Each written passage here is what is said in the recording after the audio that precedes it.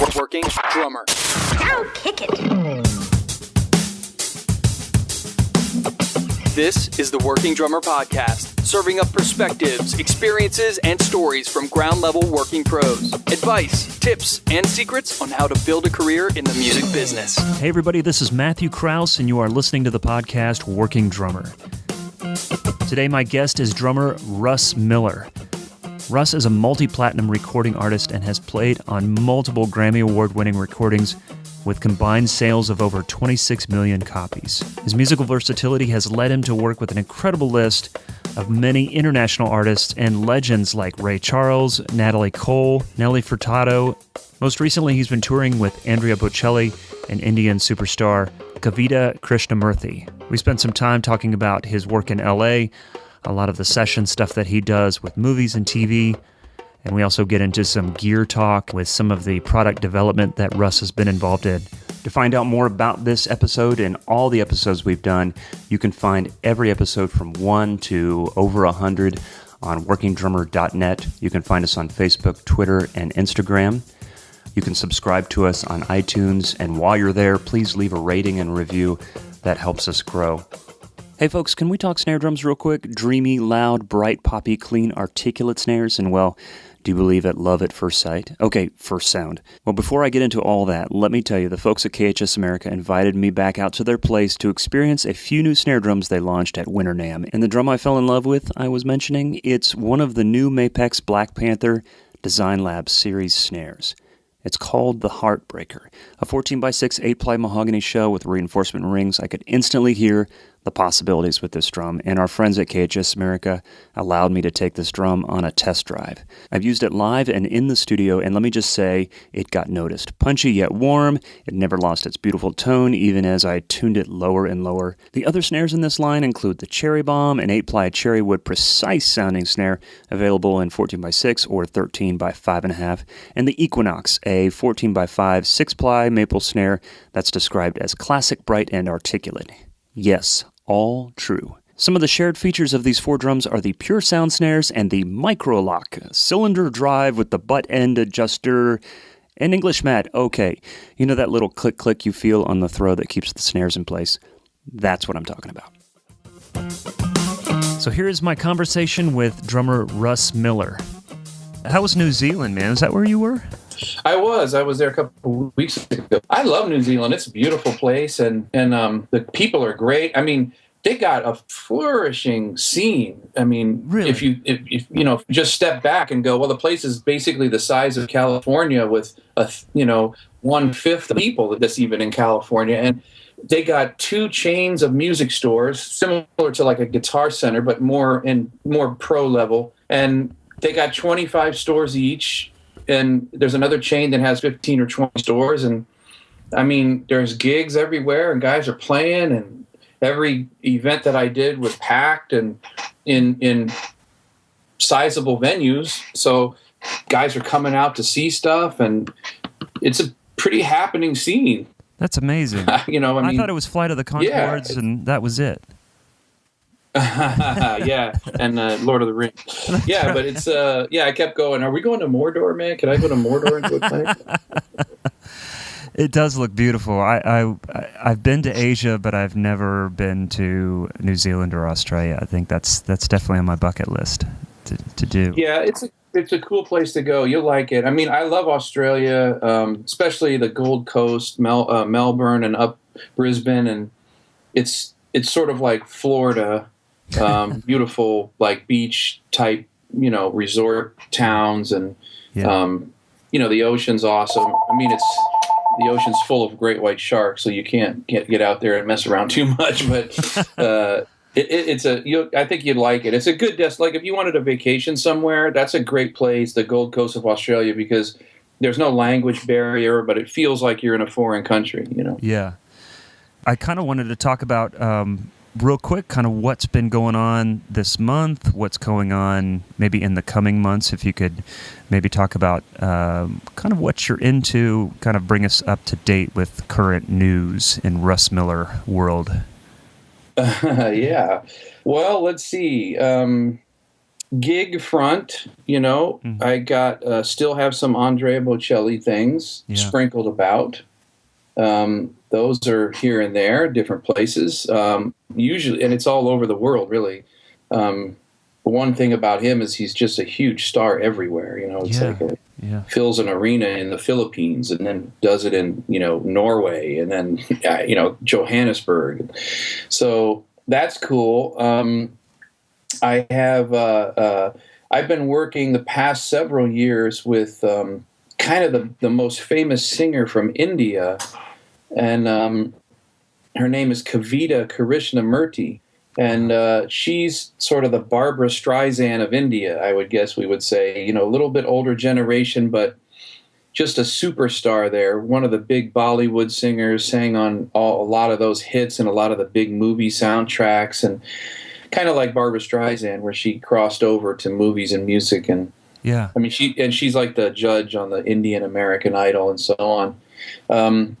And her husband is Dr. L. Subramaniam, and he's one of the fusion pioneers of Indian music, and he's been around for a very long time, and all his records are, full of everybody. George Duke and Tony Williams and Herbie Hancock and Ron Carter and blah, blah, blah. Wow. It just goes on. And so the last record I did with him was me and Stanley Clarke and Herbie Hancock, and Larry Coryell is in that band with me, who we just lost. Wow.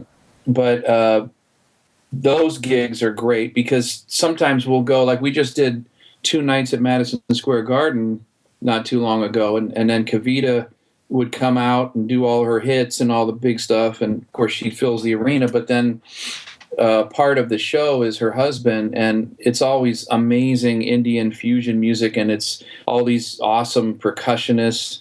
You playing tabla and tavel and it's just an awesome music experience. I mean, to play that level of music with that, in that level of venue is just kind of unheard of. It's like, so that's really cool. And I've been doing those live things, and then I have my band Arrival that is sort of my solo band to support my various records and stuff over the years. That band is, we have a bunch of stuff booked for the summer coming, and then things at Asia. We just did an Asian tour at the end of last year. Okay. And we recorded that, and we actually have a new album coming out called East West, and we recorded a bunch of gigs here in the States for the West part, and then we recorded a bunch of shows in China and Asia, and like Hong Kong and so on, and that's the West part. So we got some of the same live album is from over in Asia and some of it from here, and that's coming out, and we're going to go out and support that. And other than that, I still do Tyrant on FX. I do 2 Tyler Perry TV shows, The Have and Have-Nots, and they're kind of like soap operas, but on Tyler Perry, on the WE network. Okay. And then I just finished Continuum not too long ago, which was a sci-fi show on the Sci-Fi network. That just ended. The last movie that was out that's in the theaters was Billy Lynn's Long Halftime Walk and The Storks, and then I just worked on Wonder Woman. Oh, that's cool. And then I got some events coming for Zildjian and Mapex, and where I'm kind of the featured player with different bands, like the big bands at colleges and things like that. I got those in San Antonio next month. And that I can't remember too much more. Man, there's a couple of things that you're doing that just really strikes me as just fascinating, and I think it's more of the unique type of work that you're doing that I just haven't had a chance to discuss with any other drummer, and it's a combination of things. If possible, maybe kind of split these 2 things up. One of them is the doing sessions for soundtracks and different things like that. I want to get into that, but before I do, kind of while we're on the Andrea Bocelli and this other Indian artist that you're working with, there seems to be a very international lot of work that you do with international acts or internationally recognized acts that cover genres of music that, as most of our listeners come from a very rooted in Western culture. We grow up listening and working on pop and rock and jazz and fusion and we dive into Latin and Latin styles, but it still encompasses a very Western culture. Sure. And it sounds like a lot of the things that I see on your discography and the things that you're doing is rooted in more just outside our wheelhouse. And so I'm just fascinated at that and really curious to kind of know, first of all, how did you get involved in that? What was your approach? And is there anything that you're doing in the studio or live that was new for you? And maybe how did you prepare? That's a lot in one question. I'm sorry. But... No, that's okay. Yeah, I get it. Yeah, I mean, let me break it down a little bit. I mean, I grew up in Ohio around my grandparents, so I kind of grew up playing big band music before rock and pop and things, which now that I look back was just awesome because it gave me a different approach, a different understanding of feels that I think the biggest issue, to be honest, is people that grow up with duple meter feels, meaning like all they listen to and play is eighth notes and 16th notes and triplets and the feel of triplets. It might be a fill here or there and things like that, but that's an odd groove for them. Not odd that it's hard to play. It's just if you look at what guys are playing now, let's say 85% of it is eighth notes and 16th notes feels, and then maybe a small percentage is triplet feels. I mean, there's some swing in country music, and there's, obviously there's a half swing in hip hop, and early hip hop had a full swing in it, and New Jack Swing and things were based on 16th note triplets. But I see a lot of guys who build facility only in duple metered feels and things divisible by two, and like eighths and sixteenths. And so for me, starting that way, I had a basis of what things felt like with a swing feel. And, people use the term swing kind of almost to just describe jazz playing, but there's a swing in everything. I mean, John Bonham had an awesome swing in his playing. That's what made it feel so good. Yes. Ian Pace, a lot of those, because those guys grew up listening to swing music. That's the era that they grew up in. And then they ended up playing rock and roll. But if you listen to those drummers, you listen to Ginger Baker, Ian Pace, or John Bonham, or Keith Moon, or any of those guys that were great, founding rock drummers, they all had a swing in their playing. And I think that that's crucial to starting to expand into other styles and being comfortable in that way.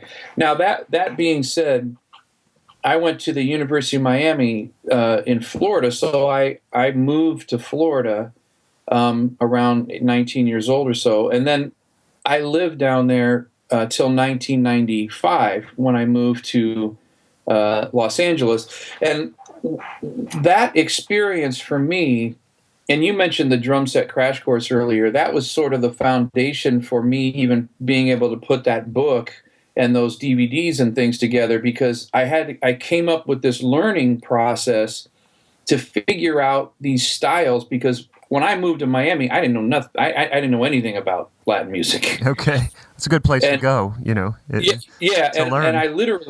I had been doing gigs for years. I had been a professional since I was 15 years old. I was playing 5 nights a week in high school and, all this stuff. I had done tons of stuff. I could not get arrested in Miami when I first went there. I couldn't get I remember auditioning for a cruise ship gig for $65 a night, and I didn't get it because I couldn't play all those things. They were just shooting these things off to me. Play a rumba, play a cha-cha-cha, play reggae, and I was like, oh boy. So the story is I actually met Hector Neciasup, who's Alex Acuña's nephew. Yes. Alex's name is actually Alex Neciasup. But I met Hector, and I was valet parking at the time trying to pay for college. And I would save up money, and I would hire Hector. He was a percussionist. He didn't play drum set that much. And I would hire him to come to my apartment and play all this stuff for me, and I would write out all the different rhythms. Wow. And figure out how to play it on the drums, because back then there just wasn't all the books on that stuff that now it's like there's tons of stuff out there. Oh, I know. Yeah.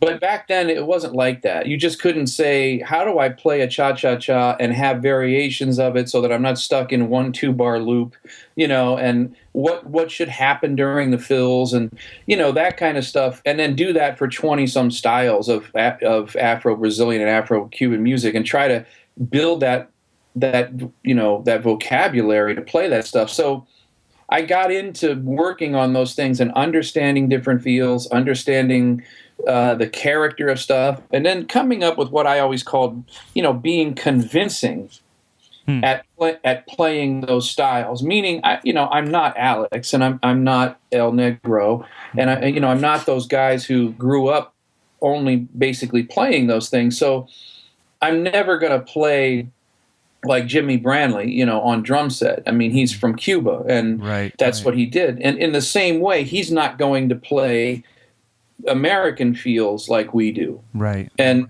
so the issue is I got to be convincing so that someone who did grow up playing that on bass or keyboards or guitar, they feel comfortable with me playing those styles. That's the goal. And how do you become convincing?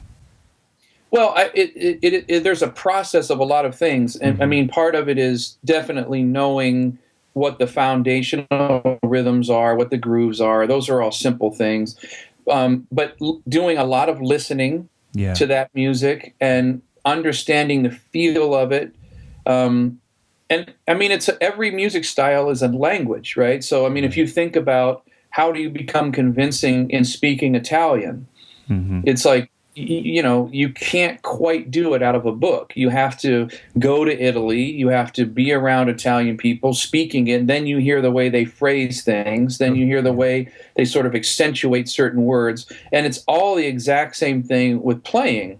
You hear the way those players accentuate certain phrases and feels. And then you kind of bring that in like a sponge and understand, what are the key components of those things that make it what it is. Yeah.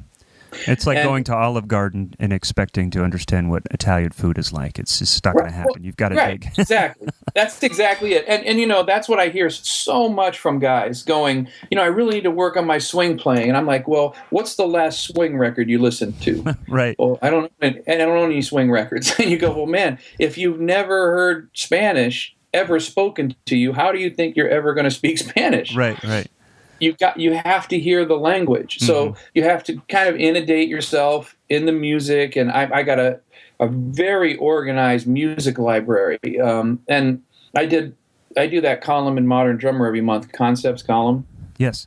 And one of those I talked about building your reference library, because for me, I have it all by genre, and it's alphabetical, and I go through and I put in my iTunes. What's great about the digital iTunes once I import it is it can reside in different places other than just under its name on my CD shelf. I can take the music and put it under Afro-Brazilian in a folder, and then put it under, Sambas in 5 in another folder, and put it, Batucada grooves from 110 to 150 in another folder. And so I go through and I have a very organized reference library. I always thought of it kind of like the books on the shelf of my lawyer's office. When I go in there, he's got a reference library that every one of those books displays a precedent for a different conversation. And that's the way that I look at listening for music. And my library is every one of those tracks and records set a precedent for those particular styles. Now, that's if you have good music and good players. You can't, right. you know, you got to search those out. But once you have that, you know, kind of looking at it like that to, you know, in development and understanding and approaching it like that. And I mean, you know, not to rattle on about it, but I'll give you, you know, a great example. I mean, in 2000, maybe two, the Bavarian Music Academy asked me in Bavaria, Germany, asked me to come and do this camp called the Marktoberdorf Rhythms Camp. And I hadn't heard of it until that point, but when I got there, I realized that it's been going on for a very long time, and it was one of the first, if not the first, big drum camps in the world. And everybody had done it. Everybody from Terry Bozzio to Billy Cobham to Alex to Acuna to Steve Smith to everybody. And when I got there, it was me, Steve Smith, Jeff Hamilton, Ed Thickman, Adam Nussbaum.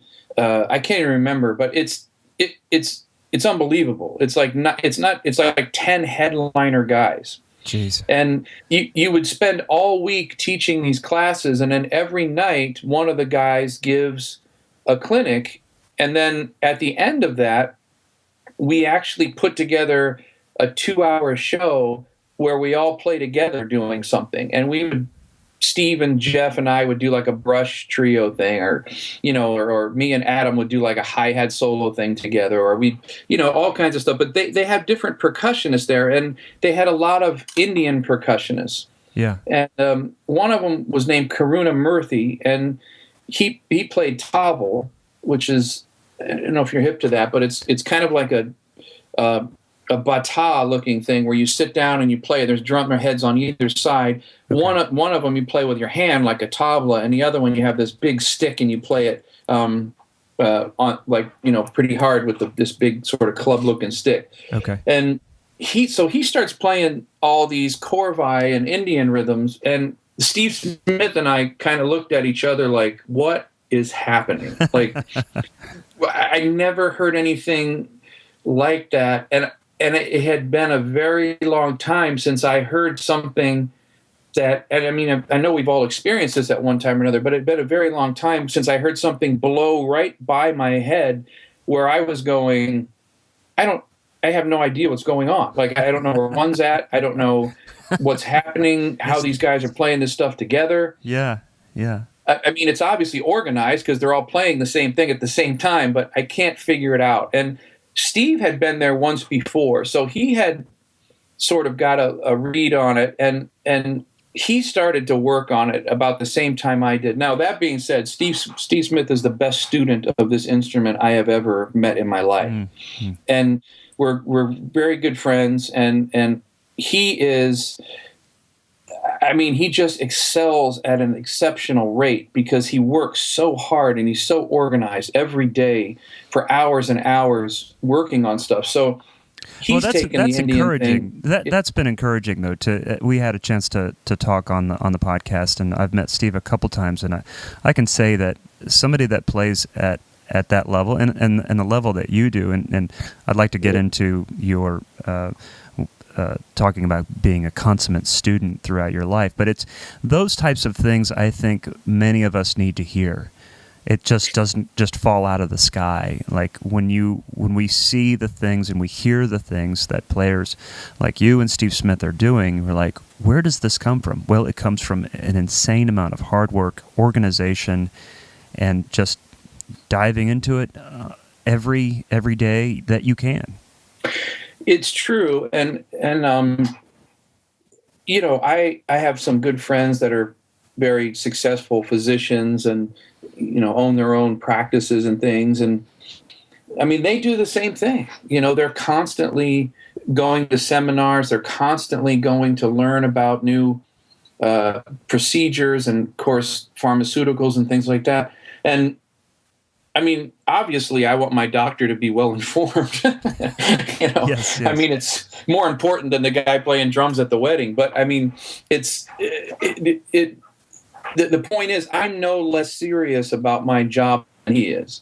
So yes, even though his is life and death and, you know, things like that, mine's not necessarily life and death, but I'm equally as serious about it. I have a family to support and a career. And besides that, I've always loved playing. I always just wanted to play. I mean, my wife and I always talk about stuff, you know, because unfortunately, the way that a lot of people look at this business is they don't, and especially the way pop culture is now, they don't look at the playing level as the success. They only look at what surrounds that. The platinum records, the Grammy, the money, the fame, the blah, blah, blah, whatever all the stuff is. But to me, yeah, Steve Smith is a wealthy man because he's in Journey. He makes a lot of money doing that. He's very famous, all the things that come along with that. But the success for me from Steve is the level of player that guy is. What an unbelievable success story that is. And, you know, all that other stuff is a byproduct of your playing ability and your dedication to the instrument.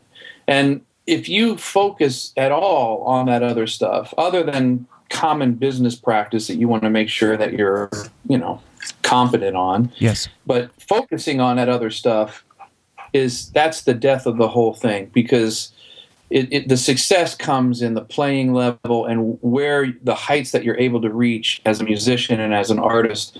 All that other stuff will fall into place. When you're doing something well in any field, all those things come as a part of that skill set.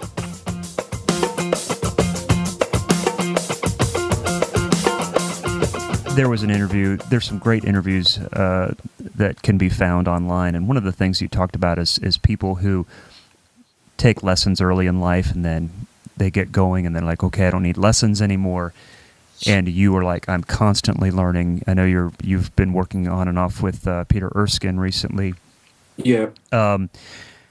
And I think that's always been I fall into that first camp where I took some lessons. I studied in school, went to school for music, and just never got back into it. Had a few one-off lessons, Joel Rosenblatt and some local teachers here and there that, but I feel disconnected. I feel like I want to keep doing it. And just hearing that from you is like, it's time to do that. And I think what I'm saying, it's very encouraging to hear that from you, that you're doing that. Great. Well, I mean, look at it. It's the same situation in a lot of other industries, but for some reason, musicians can't connect with that. You know, they can't connect with the fact that lawyers have to do that, or scientists have to do that, or engineers or physicians, teachers. Yeah, it's a constant. Teachers, right. Everybody. Mm-hmm. So, and look, there's nothing wrong with the situation that you find yourself in. It's just that and like I think I've said before, you might have found it on some interviews that sometimes it's ego, sometimes it's, you know, hey, look at all the successes I've had, quote unquote. How could I possibly go to a teacher? That might be embarrassing or whatever. I said, like, if you can't handle the word teacher, just call it a coach. You know, Sure. Yeah, you know, Tiger Woods as a coach. You know, Tom Brady as a coach. So they're the best at it maybe in the history of what they do. So it's just a third party perspective, and yeah. I have an awesome time with Peter because I'll go down there, and I mean, there's been times where he hands me my rear end, you know, and I just walk out of there going, why am I doing this? You know, and then there's other times where I go down and we'll talk about something, and, you know, literally I'll go to leave and give him his check, and he'll go, no, I got more out of this today than you did. That's cool. It's on me. Wow, that's amazing. That's amazing. Yeah, it's a really cool experience. And, you know, the key to that is making sure that you find like yourself, you're a professional guy playing at a high level. So the key for you is to find the people that have the information that you don't. Yeah. And and getting to them. And I know that that's a benefit of my position in the industry, that I can call Adam Nussbaum, or that I can call Peter Erskine or Dave Weckl or Vinnie Colaiuta. I mean, I know the guys, and I know that. But the key point is that you find the person with the information that you don't have, and you go directly to those sources. And what I see a lot of people doing is going, I want to be a session musician, and then they go study with the blues drummer that's in their local town or something, and it's like, but even though he might be great at what he's doing, he doesn't have the information that you're seeking out. He hasn't done 500 records, or movies or blah blah blah. So until they have that backstory to work from, they can't really share that information with you. So just find the people that do what you want to do, sound the way you want to sound, and go to them and get that. I mean, if it costs a lot of money, that's just life. That's the way it is. If you got to fly somewhere, you got to fly somewhere. Well, and with Skype lessons and other ways to access that information, I mean, it's a lot easier than it was even 5 years ago. Oh my goodness, of course it is. Just gosh, us having this conversation, you on the West Coast, is great. Well, that's great. I want to kind of get back to maybe we can just talk about, so what is your setup with like Andrea Bocelli or with the Indian singer? How does it differ from, say, a typical drum set? Are you using anything different? Are you using different sticks, mallets? What's your mix like? How did you prepare for some of these things that are outside the pop or the mainstream music? Yeah, that's a great question. It's always a balance of maintaining your acts, to use a guitar term. I mean, I'm a big component of, I'm a big opponent of keeping the same setup as much as I possibly can, because it's part of my muscle memory action. It's also my tonal set, where I know where certain sounds are on the instrument. It's probably not real wise to change the setup a lot, because what happens is you start to have to think about, what do I have in front of me tonight, during the thought process of what am I playing right now? Yeah. You know what I'm saying? So especially in situations like when I was on American Idol, where I'm sight reading on television, or in a movie date where I got 9-page long charts with 10 different time signatures in them, and I'm following a click and a conductor, and where the instrument is position wise, or where the sounds are, all that's got to be firsthand, natural, automatic, because I got too much other stuff to worry about. So that all being said, I keep a pretty consistent setup. I do change things tonally for certain gigs. With the Indian things, sometimes I use cymbals that have a little bit more white noise and trash into them, that kind of sit into that music a little bit better. Okay. I'll use things like Steve Smith's Talawans. They create a really high-end attack and remove the bulkiness of the drum sound. And that helps not cover up or bury the tabla players and some of those smaller sounding percussion instruments. Wow. Okay. That just sounds amazing. I mean, playing with a good percussionist is always fun, because it seems like they're covering more sonic ground. Oh man. Yeah. But this type of percussionist just sounds amazing. Sounds so fun.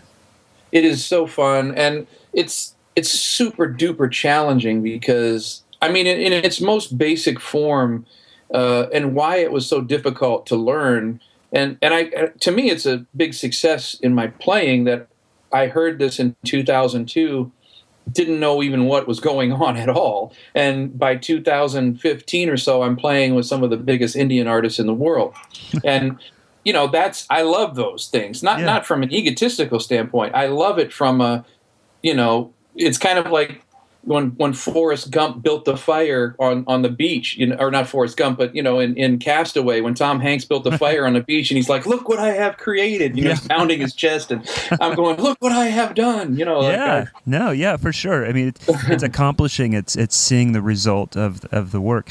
Well, and kind of looking ahead at the way the world has become smaller, this communication age, and as cultures come together and there's a fusion of music and cultures in our world more so than ever before, do you see that as, maybe this is a rhetorical question, I guess, as I'm starting to verbalize it, it seems silly to me to ask this, but as maybe young players look ahead the decades to come, kind of having a more worldly view of how these different musical styles affect our approach to the drum set. Do you feel like that's going to be more and more important as time goes on? I mean, it absolutely is, because there is a lot more international stuff happening than there used to be. Mm-hmm. I mean, I play on a lot of international records, from China, and I just played on a guy's album from Madagascar last month. But it's here's the thing that's going on that I see with the drums and younger players especially.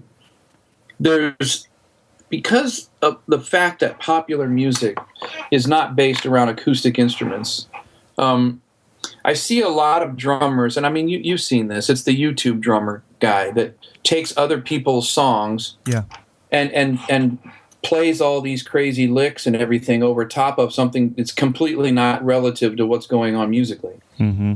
And people are flipping out. They got 1 million views, and they're like, "This guy's amazing." And I'm like, I appreciate the facility. I appreciate, the work that it takes to do that. But at the end of the day, the understanding of what's going on with that communicative moment is so remedial and so immature, where you go, wait a minute, man, what you're playing has no relevance to what's going on with that song. You're just playing a bunch of drums over this song. Yeah. And so my question for that is, are you disconnected from the fact that if you did that during the performance of that song, it would destroy the structure of the piece?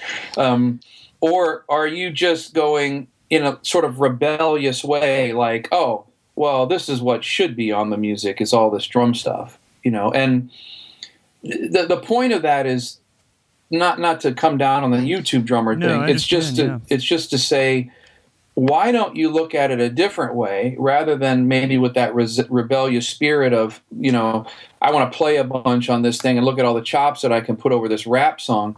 Why don't you step back and go, where is the artistry in that piece? I'm not a huge rap fan, but there's certainly artistry in that music in some form or another. Where is it? Yeah. How do I display that artistry? How do I get inside of that and communicate with people? And that's the part that knocks me out, where you don't step back and go, okay, hold on. There's not necessarily awesome drums in country music. I mean, no one's going to break new ground rhythmically playing with Carrie Underwood. But the point is, there's an art to that, of making it feel good, getting the right sounds, making the composition stand out, and making sure that the story that's being told through that lyric is more important than anything that you're playing. And that attitude is what gets you to understand those different music styles and then communicate with them. Just having that approach from the get-go, I think, is the key. I think it's wanting to know the end, like, what is the goal there? If the goal is to get millions of hits, to do some type of very Olympic style drumming, if that's your thing, then I think you've got it. But if your goal is to work with Carrie Underwood, then you need to have a more subtler understanding of what it takes to count a band in, to play with a click, to play with tracks and make it feel good. to communicate with other musicians on stage, off stage, in the studio. There's a skill set that is overlooked for all the flash, the pomp and circumstance, that I think is now taking up a lot of, garnering a lot of attention right now. And this is a common theme that comes up a lot on this podcast, where people are like, what are these people trying to prove? What is the point of this? And it is fun to watch, and there are things that it's entertaining and it's amazing, but maybe that's just what it is, and that's what it is alone. Yeah. But if I agree with you, and I would hope that no one started playing the instrument to get views on YouTube. I have to believe in that everyone would start to play music with a band, or make records, or go on tour, or do all the things that, obviously make sense to do. Mm-hmm. But you know what? I'm older. I didn't grow up with YouTube. So for me, it's just this outlet for marketing, to be honest with you. And maybe it's a tool of the remedial for the companies. When they go, oh, this person has more views than that person, so he must be more famous, so let's get him on an endorsement or something because he's going to have more people see him. And it's like, okay, right, but I also have a little kid picking the booger out of his dog's nose that's got 40 million views. That's not going to sell drums. I mean, I don't quite understand why companies, this helps facilitate it. Companies go, oh, we're going to sign this person from Europe that has never done a gig or one record, but has tons of views, so they must be awesome, and we're going to give them an endorsement, and they're going to be on interviews, and and it's not that they can't play the drums well. Now, that's not the point. They can play well. It's just the issue is it confuses the marketplace, and then all of a sudden it becomes a viable track for people, and that's the issue. And I've said that, I've had with some of these companies. I've had discussions with, like, what are you doing? Like, Peter Erskine's got 10,000 views and this person's got 10 million. So is he better than Peter Erskine? Yeah. No. It's a different demographic of people that are looking to Peter for something different. Like you said, it's not the entertaining, wow, check that out, and then move on. The people that are watching Peter are more influential, more serious musicians that understand what's happening when Peter Erskine touches the instrument. And so the views thing, that's a tool of the remedial in my opinion, especially for the companies. It's right. My 8-year-old daughter can go, look, that guy's got more views than that guy, he must be better. Come on. I understand. It's just like promoting this false narrative that's not going to help move music forward. And I understand, and there's this danger of companies that are looking into that and helping to promote something that is not going to help the artistry of what we're all trying to do and why we're here. I think it's not a sustainable way to do things. It's not good. No, it reminds me a lot of magicians. Like you can only go see the magic act. How many times can you see the same tricks? Even though they're great tricks, once you've seen them a few times, you go, I saw that. Right. And, right. And look, I don't want to dig on those guys. I appreciate what they're doing, and I appreciate the work that they put into it and all that. I just want them to understand, and everybody else to understand, what the goal is here.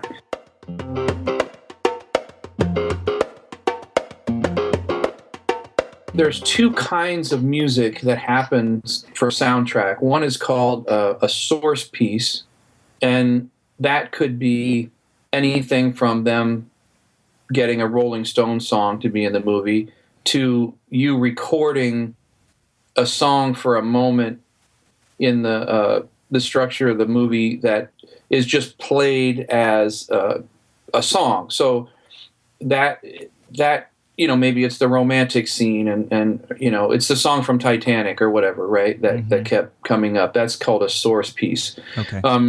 And that's pretty much like doing a record where you just go in and record the song. The other one is called a cue, and a cue is it's specifically written for the moment in the movie, and it can be anywhere from literally 5 seconds long to 10 minutes or 15 minutes. It all depends on how the director and the composer are handling music in the composition of the film. Some directors don't like that much music. Some of them like a lot of music. I mean, look at Star Wars has a lot of music, for instance. So those cues can be literally anything. Now, the one thing I always say about soundtrack sessions is they don't film movies in 4/4, you know. So what happens is, you know, they do what's called spotting with the composer. So the director and the composer, they used temp pieces. So the director and his music editor might go in and use, let's say, a bunch of music from the Matrix soundtrack to cut in little pieces here and there all over. It's sort of like doing a demo. Okay. So they'll take the temp track where the director and the music editor went in and put all these other people's music in, but they did it in what's called spotting, meaning where it's going to go. From 2 minutes 20 seconds to 2 minutes 33 seconds, there's music, and it should have this kind of vibe. Oh, okay. Then he goes through with the composer, and then they work out what all those cues are going to be and how long they're going to be. That gets brought to me for drums and percussion after they sort of orchestrate what it's going to be. They have tempos, they have lengths, and all that other stuff. And then it's either written out very specifically by the composer, or for composers that I work with a lot, like Michael Dana, or Andrew Lockington, or Jeff Dana, or Julian Wass, or all those guys that I've done a lot of movies for, they sort of go, hey, they're on a market in Paris, a guy, drives a car in, it's a sci-fi movie, go, and I got to figure out sonically what makes sense with the piece they wrote, with, structurally for the movie.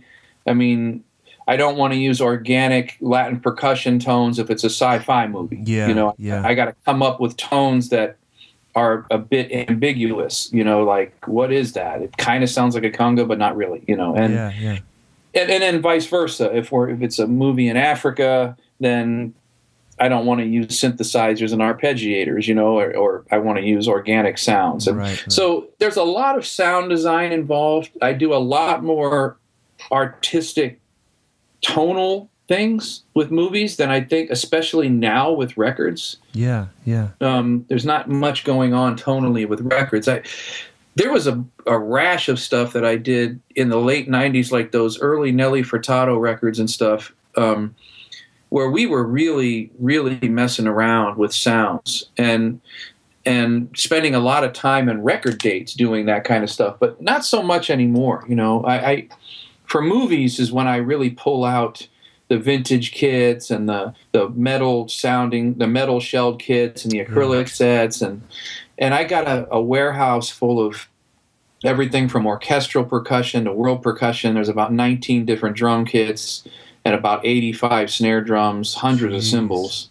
That's what's helped a lot with having my room, too, is we used to do that stuff in other studios. So by the time you carded all that stuff to Capitol Records and set it up and mic'd it and got the tones and everything, you're running up a big tab. So that's why my room and rooms like it, guys that do what I do, like Matt Chamberlain or Kenny Aronoff or J.R. Robinson, everybody's got rooms because it really helps their budgets a lot. If nothing else, for cartage, to get all the stuff there. It's again, the technology is allowing that type of thing to happen. It's pretty amazing. They put it up on the server. I bring it down. Everything is time coded and time stamped. It's all done in Pro Tools HD. Okay. And then I put layers upon layers of stuff on it. And sometimes it's programming, sometimes it's drums, sometimes it's both. A lot of times I re-trigger things. I'll cut it on acoustic drums and then trigger from tape samples layered on the drums and let the actual drum tracks re-trigger everything. So that's cool. That's really awesome. I mean, I don't know if you're hip to doing that, but the I say tape machine, showing my age, but when you when let's say I record the snare drum track, right? Yeah. I run an output out of that snare drum track out of Pro Tools into the drum trigger module. Mm-hmm. Well, the same voltage signal that comes from the actual trigger on a pad or on the drum there's a voltage signal coming through that line from the snare drum track. Yes, so yeah. I can set the trigger response just like I would if it was a trigger, and literally just let my snare track play down and re-trigger samples that I can layer with it later on, or just use the samples. Yeah. It's me playing, but now it's samples, right? Yeah. Ironically, there's a little bit of an example of that in an existing ad that we have for a publication, an online publication called Not So Modern Drummer. And we started running it this month, and the music that we did for that was put together by myself and one of the guys on our team here, Mike Jackson, who helps us with that. And so it's just this real simple, just kind of backdrop music that we did. And that we used the hi-hat track to trigger this white noise kind of keyboard thing that comes through the second time. Right. It plays, and it'll be in the middle of our conversation here. It'll creep in. If people are aware of that, you'll hear this like white noise coming in, and as opposed to try and line it up with things or trying to match a loop ahead of time, we added it using the hi-hat to trigger that and layered it. And Mike's all about that stuff, and I'm just starting to get involved in it. And you start to see the benefits of that in creating sound design, which I'm becoming more and more interested and fascinated with. It's really amazing. It's pretty slick, and it's great that you can tell that to the listeners, because like when we were talking, let's say we're talking about that YouTube drummer thing. Yeah. Spend some time working on those things and getting your chops with those things, so that when the rap guy calls or the R&B guy calls, you can produce that music tonally for those people. And guess what? You're going to have a gig and be working and making money doing this. And that's some of the skill sets that I think are getting a bit lost. It's still astonishing to me, since I've had electronic gear since 1983. It's still astonishing to me how many drummers are not hip to what's going on electronically. Maybe it's just not as sexy as real drums. So we're so I agree with that. We're so fascinated, and I think my apprehension towards it for many years was, I just don't want to sit behind a computer all day and stare at a screen. I want to play. Yeah. But I'm finding some joy in doing some of this stuff, and as I'm trying to diversify my workload now that I'm off the road and I don't have a full-time road gig anymore, I'm discovering these things I'm really enjoying. But I think what makes you a marketable person that can find work is that you are thinking like a musician. You have a drummer brain. You know how things work. When a keyboard player says, "Yeah, I programmed drums for this track," and you're like, "Okay, yeah, but you don't understand the mechanics of the drum set the way I do." And I tell you, I can do this. I can make things feel a certain way by lining it up around the click or whatever, and I know how to compose a drum fill or that make it feel the way it should feel. So I think you have to take stock in the fact that we have experience, so that when you dive into that stuff, utilize that experience to create something sonically and feel wise that no one else can do but you. Yeah, exactly. And that's really what it's all about, is that no one can touch the instrument or create a specific feel the same way you do. And that's why I can go, let's say, we'll call it an audition, but that's why Vinny Caliuta, Steve Gadd, Billy Cobham, and Buddy Rich can all go to the audition, and I can get called for it. Now, obviously, those guys are all mega drummers and mega stars and can play music at a high level. But if that producer likes my approach, I'm in. And I always look at it like acting. acting is exactly the same. And Rick Marotta said something to me years ago that I always say is that, we are actors delivering a script. The script is the song and the composition, and we deliver it in a way that only you can deliver it. And you have to look at it that way to rise to any high level of understanding of executing music. It's Robert De Niro and Al Pacino both reading the same screenplay, but they come off completely different reading it. And it's exactly the same words. It's exactly the same thing. The director says, I like the way Pacino does it. Doesn't mean Robert De Niro's not a great actor. He obviously is. But he just likes the way he's delivering it for that character, for his music, for his movie. And you have to look at it the same way. Once you pass what I call the proficiency line, meaning now you play with great time and a great pocket, and you have a great sound, and now you've entered professional level playing. That's the only thing left is creating that voice that only you have, and understanding what that is and what the components of it are. It's very difficult. It's the hardest thing that I've ever done. I'm still working on it. So where do you go to find a treasure trove of information about vintage drums, custom drums, and legendary drummers? NotSoModernDrummer.com. Since 1988, Not So Modern Drummer is an institution dedicated to researching and documenting the history of modern drums, the art of drum building, and the legendary drummers who play them. The writers and contributors are some of the top vintage and custom drum experts from around the world. Not So Modern Drummer serves as an online gathering place and marketplace for the worldwide community of drummers who buy and sell, collect, preserve, and play these instruments. It also hosts drum-related events that are attended by drummers from all over the world. This website is easy and fun to explore, and the monthly digital magazine subscription is free. So check out NotSoModernDrummer.com. KHS has been super awesome and big supporters of the podcast, which we're just more than thankful for. And so the one thing they wanted to do was start running this Mapex ad that focused on the Black Panther Design Lab. These essentially 3 but 4 snare drums that were new to NAMM.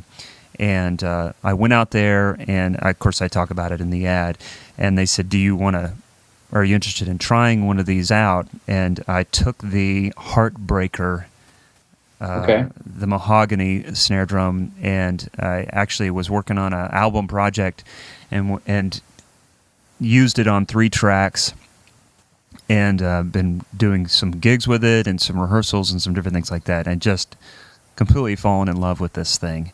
The 4 snare drums, your involvement in designing and product designing, that's always been, I know that's been a big thing, a big part of your skill set and your interest. And so maybe a little bit about that, and then getting into these snare drums if you could. Sure. Yeah, I mean, I've been heavily involved in product design for a long time. I mean, part of it was that I had a hobby of architectural engineering and finished cabinetry. They were just my hobbies. I mean, I took classes on them in school, and literally I never had any intention of ever doing them for careers. It was just something that I liked to do. So I had enough chops to draw something up and to possibly make a prototype, especially if it was made out of wood. And I'm sure you and the listeners know of a lot of the signature products like the Subkick and the groove wedges and Meinl multi-bell, or whatever, all that stuff. But I've done a lot of other stuff that people don't know about, like the vintage wood hoops at Yamaha and part of the Yes system design and all the DTX gear from 1995 on at Yamaha, and several cymbal lines at Zildjian, the Avidus series, and the new K-Custom Special Dries that just came out. And there's just a lot of stuff. My point is, that doesn't have my name on it that I've been involved in. And in 2016, in June, I had done some stuff with Mapex since coming to Mapex in 2013. I did the Sonic Clear bearing edge and the Sonic Clear tom mount and things to just things that I wanted to, up the ante on the instrument over there with. And we worked on that, me and Joe Hibbs. Unfortunately, Joe passed last year. Right. And in June of last year, they asked me to actually become, one of the R&D consultants for the company, which means that there's a dedicated amount of time each month that I work on stuff for them. Okay. And so what you're seeing come of that is that what's called the Mapex Design Lab, which is basically me and a group of the R&D team and engineers in Taiwan, along with a few other artists that are used as sort of a reference panel. And it's a new sect of Mapex drums. It's very high end, and the idea is that we are setting out to create specific sound ideas or tonal ideas, and we do that by what's called a concept hybrid. So, for instance, you said the Heartbreaker snare. So, if I remember right, we use they're concept hybrids of sound. So, just sound ideas. So, I think I want to say the Heartbreaker was rustic, dark, and controlled. I'm not quite sure. I'd have to look on my sheets. But we take those three ideas and we try to make a drum that does specifically that. Okay, right. Like the Cherry Bomb is vintage and precise. And the Heartbreaker, right, combines dark, rustic, throaty sounds. Yeah, there you go. Yeah. Dark, rustic, throaty, right. Right, the Cherry Bomb. It should be vintage and precise there. Feels vintage, but built with modern precision, reliability, and function. Right. Right, exactly. Yeah. And then the Equinox is classic, bright, and articulate, I think. Yes, exactly. Mm-hmm. Yeah. And the Cherry Bomb, there's two models. There's 14 and the 13, but same specs, just different size. But anyway, a lot of companies, every time they release especially a snare drum, it's got the crack and it's got the bite and it's got the bottom end and it's got sure it does. Every drum does everything because they're so afraid they might not sell one if somebody hears it. It's got crack. I don't want crack. I only want bottom end. It's like, look, they do what they do. If they didn't have a specific job, then we wouldn't have 80 snare drums. We'd have one, Right. So, and that was the point of the Versatility snare drum. I did that a little while ago as one of my artist drums. I mean, what I wanted to make was a drum that sat in the middle and that did a lot of things that kind of sort of like I would just start the session with that. And then as we started to refine sounds, I would move into something that was more sonically defined, Sure. And that was the point, is like that's why it's called versatis, which means versatile in Latin. And it was, this is my general snare. It works for a lot of different stuff. Yeah. And then if I needed a Heartbreaker to get a lot more throaty bottom end, I'd move to that, or or a small metal drum or something. So that's kind of how it gets put together. The first offerings are those 4 snare drums.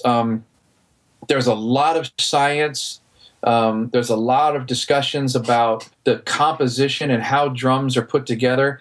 And we use the Janka scale, which talks about densities and hardness of wood to know which woods are going to produce what sounds. Mm-hmm. And it's really a high-level discussion of creating drum sounds. And there's a lot of stuff coming from Design Lab, especially this year. And I really think that when people see what Mapex is doing and how much authority they have in the production and the composition of these sounds and instruments, I think there's going to be a real different, look at Mapex as a brand, because, they've done so well at creating kits and things that you get so much for your money. I mean, look at the Armory set. I can't even believe what you get it's $799, and a lacquered drum kit with plated hardware, and you can choose 3 different colors of plating of hardware, and then it comes with a snare drum that if you want to swap the snare for 5 other ones, you can do it for free, and it's all hand lacquered with gloss, and for $799. Are you kidding me? Yeah, that's pretty amazing. That's pretty amazing. It's unbelievable. And what happens is, Mapex has kind of got a reputation of that $800 drum set thing, and or $1,000 drum set thing. But with Design Lab, it's really showing what Mapex is capable of from a design and authoritative perspective of the instrument. And what you're going to see coming is just some of the stuff is groundbreaking innovation that you've never seen before. And I'm telling you, in a year, people are going to look back at Mapex and go, wow, what is going on over there? And I mean, that's what drew me to it in 2013, was that company was heading upwards with an upward pulse, and a lot of the other companies, which I know all those guys. I tried all those drums when I left Yamaha. It's not like I'm not familiar with everybody's stuff. I am. Yeah. But Mapex to me was the ones going, no, we're going to do this thing. We're going to make this high end stuff and create this other sect of drums, and it's going to. I mean, everyone else was going, man, we can't sell stuff. We want to run to China and make $500 drum sets. That's, to be honest with you, that's what kind of drew me over to Mapex, was all the possibilities and the facility that was going to be available because of their approach and what they were trying to do. Yeah. And it took a little longer than I wanted, but it's coming to fruition now. And you've seen the first offerings of that. I mean, my snare drum was obviously one of them, but these first 4 from Design Lab are kind of the first things landing in the market. So I'm really glad you dig it, man. Yeah. Not only have I seen it, I've heard it, and again, I've just started working with this young artist and the producer that's helping to kind of do some managing and help cut his record. And he's using just some of the best drummers here in Nashville, as well as, he's worked with so many people. He's good friends with Kenny Aronoff. He uses Matt Chamberlain all the time.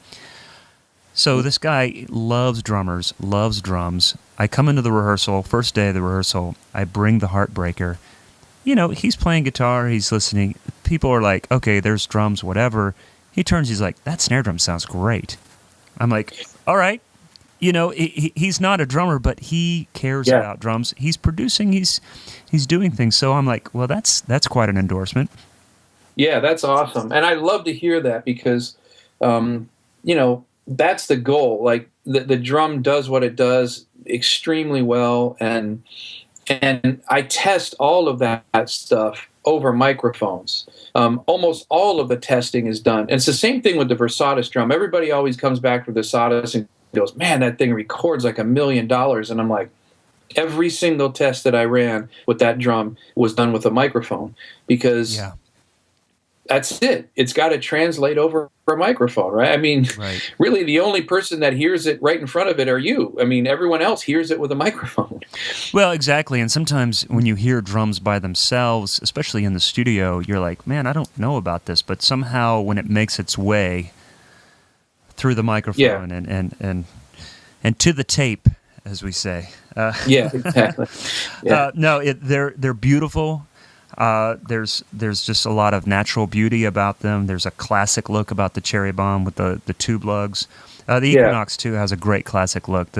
They all have pure sound snares, which I've always been a big fan of, and then this the cylinder drive strainer that has been cool, because I could tell, man, even as I changed the tuning on the Heartbreaker, I'm tuning it way low and just beating the snot out of it. It still keeps the snares where I need to. It's been great, man. It's been fun to discover. I'm almost embarrassed to bring that snare drum back to KHS because I've used it a lot. Take it for a test drive. It's going to need new tires.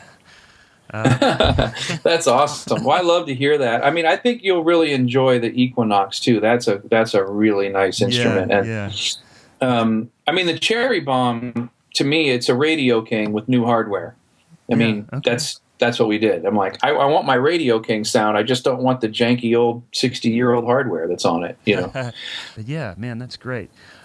Russ, man, thanks for making yourself just so accessible and working around your schedule to make this happen. I mentioned to my co-host that we were going to be speaking today, and he was freaking out. He was real excited that we can do this. But it's a joy. It's a joy, man. Thanks for having me. I really appreciate your interest and great questions. Cool. Yeah, it's fun to talk to a knowledgeable player. Who do interview stuff. It's great. Well, there's lots of great interviews and videos of you that I encourage people to check out in doing some more digging and research. I just wanted to make sure that we covered some things that maybe haven't been covered, for sure. And it's just this podcast always opens up my world that much more in just these personal conversations, and I think. Of course, we've been doing it for over 2 years now, and just with everyone's support and just more people getting interested in wanting to participate in one way or another has helped us grow, and you're a part of that now, so I appreciate that, Russ. Thank you, and keep it up, man. It's awesome. It's tremendous information. I've listened to several of them, and you guys are killing it, man. I mean, you got the right cats, and what a wealth of information, Good. It's awesome. Good.